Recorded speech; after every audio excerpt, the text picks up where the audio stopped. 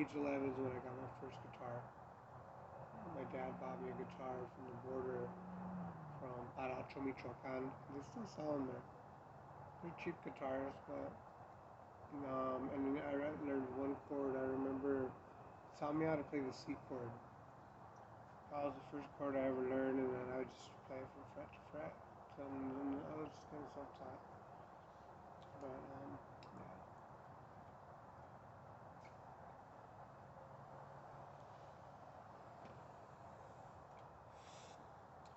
So the next question, this is from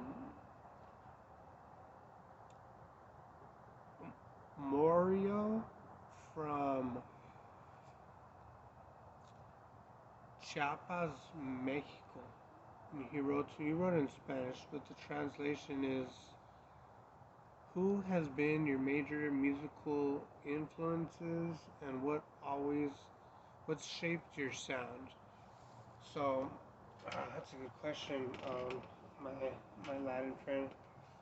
My influences, like I said, the Beatles was one of the first things that I ever got influenced by. That was because of my dad.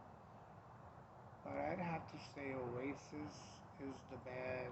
Noel Gallagher, the composer, and Liam Gallagher, the singer, that really made me the rock star that I am today. And I believe they're the last living rock stars besides myself. And a couple others that are still out there, like Damon Albarn, Gorillaz. He was in Blur before. There's so many good artists out there, but the things that you see on the radio and radio play isn't necessarily. It's pop music. It's pop means popular.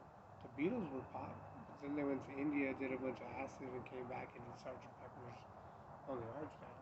You know what I mean? This is a complete, 180. But um, back to the question. So my influences, number one, from after the Beatles would be Oasis.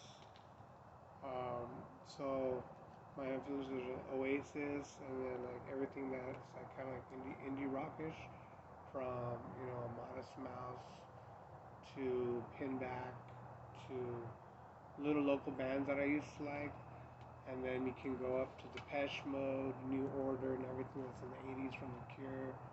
And then it dropped really heavily in the 90s, which was the grunge era, post-punk, which Nirvana. As you can tell, I have a Nirvana tattoo. My first band was a Nirvana cover band, and we played all B-sides on Nirvana, songs that were unknown. And shout out to my boy Alex up in heaven. He was literally